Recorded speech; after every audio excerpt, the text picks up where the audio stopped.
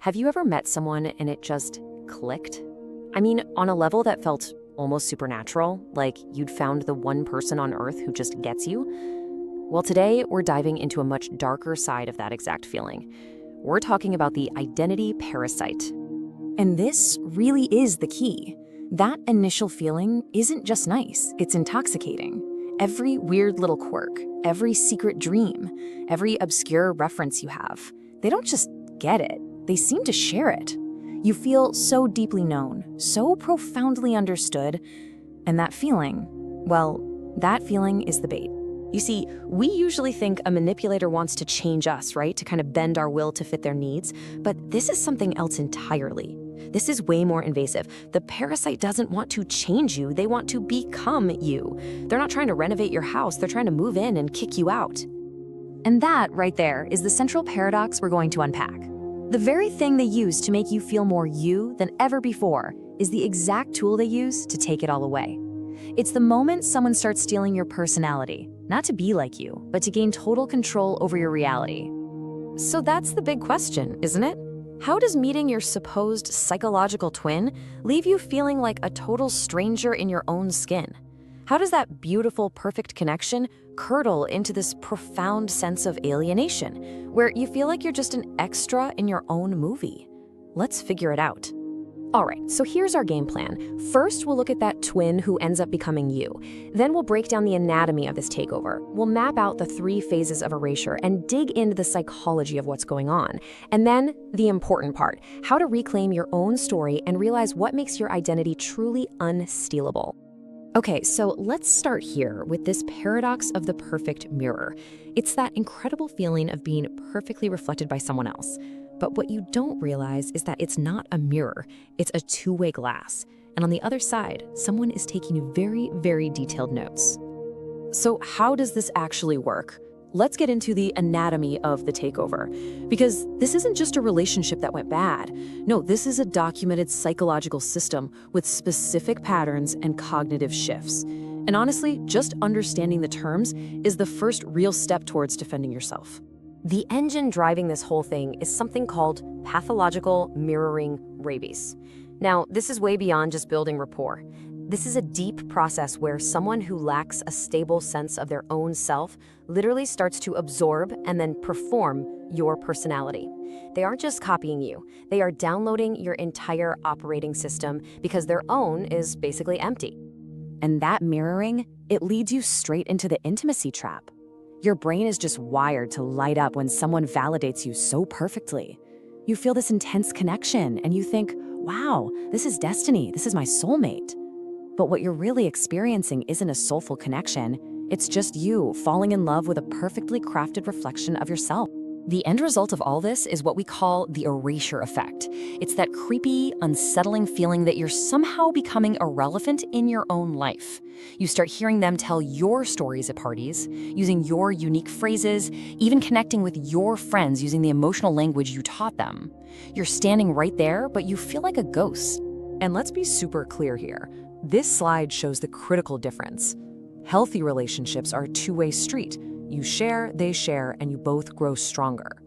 But what we're talking about is identity colonization. It's not sharing, it's a systematic personality harvest. They're learning about you, not to connect, but to build a handle they can use to control you and ultimately to erase you. Now, this takeover isn't chaotic, it's not random. It actually follows a very predictable, almost clinical 3-phase pattern. And once you can see the pattern, you can spot the manipulation before it's too late. The research shows this process is incredibly systematic. It starts with reconnaissance, gathering the data. Then it moves into the active mirroring phase, where they build that intense bond.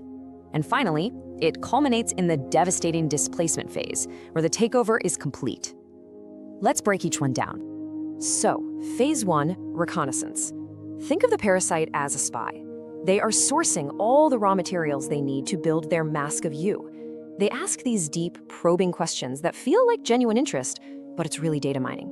They're cataloging your entire history, your values, your inside jokes, all those little quirks that make you, you. They're building a complete psychological blueprint. And then comes phase 2, mirroring. this is where they put all that data they gathered into action, and man, is it effective. They start reflecting you back to yourself with stunning accuracy. Suddenly, they love that obscure band you mentioned. They're using your slang. They even admit to having the same deep-down insecurities you shared with them. It feels like a miracle, but it's pure strategy. And this brings us to the final twisted phase, displacement. This is the checkmate. They've become such a good copy of you that they start using your own identity against you.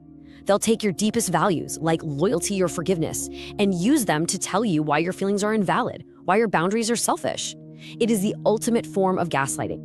And just look at the damage. Someone who starts out as an authentic person, trusting their gut, having clear boundaries, they get worn down into a state of total self-alienation. Psychologists call it identity diffusion. The lines get so blurry you just don't trust yourself anymore. And if you can't trust your own instincts, how can you possibly fight back against the person causing the harm? So we've seen how this whole thing works with chilling precision, but the big question is why? Why does this happen? To really get it, we need to look at the deep psychological needs that are driving both people in this destructive dance. This table really breaks it down. On one side, you have the parasite. Their motivation is this desperate need for relational security. Their twisted logic is, if I become you, you can't leave me without leaving yourself. On the other side, the target often has a deep-seated need for twinship, that longing to be perfectly understood. The parasite uses a mechanism called projective identification to fill their internal void. While the target gets so hooked on that perfect reflection, they eventually start to feel that creepy, uncanny valley effect. And let's just zero in on projective identification for a second because it's key. This isn't just imitation. It's a deep, unconscious psychological process. The controller literally feels empty or broken inside, so they psychologically absorb the healthy, stable parts of you to patch themselves up. They're not just putting on a show for others, they're using your identity like a psychological organ transplant for themselves. Okay, so understanding this whole system is huge. It's the first step to freedom. But knowing isn't enough. So what do you actually do? How do you fight back? Let's turn to some real, actionable steps you can take to defend your identity and take back your own story. The experts and survivors point to two really powerful strategies here. First is something we'll call the Originality Audit. The second is a defensive tactic called Information Opacity. Together, they help you see through the illusion and then cut off its power source. The Originality Audit is you becoming a detective in your own life. You have to consciously go back and look at all those shared interests and passions. And for every single one, you ask yourself that one simple, powerful question. Were they actually into this before they met me? You'll be shocked at how often the answer is no. This simple act starts to break the spell. The second strategy is information opacity. You see, the parasite needs a constant stream of new data from you to keep their performance fresh. So you put them on an information diet. This doesn't mean you go silent, it just means you stop sharing the why. You can say what you think, but you don't give them the backstory. You keep your inner world private, a place they can't map and therefore can't mimic. Their mask will start to slip. And all of this, the psychology, the phases, the defense strategies, it all leads us to the most powerful and liberating truth you can take away from this whole thing. This is the core realization that lets you break the cycle for good. You know that old saying, imitation is the sincerest form of flattery? Well, in this context, we need to throw that out the window. This isn't flattery, it's a harvest. Your personality, your memories, your soul. That's not a public resource for someone else to consume. It is your own private, sovereign territory, and you have every right to defend it. And here it is, the absolute truth you need to hold on to. A parasite can only ever perform a shallow copy of you. They can wear the costume of your personality, but they can't have the lived experience that created it. They can mimic your opinions, but they don't have the history that forged them. Their version is a script, yours is a life. So we'll end on this thought. You take your power back the second you realize their performance is just that. A performance, a forgery. It has no real authority. Your soul is not a costume. And you are, and you will always be, the only person who truly knows who you are.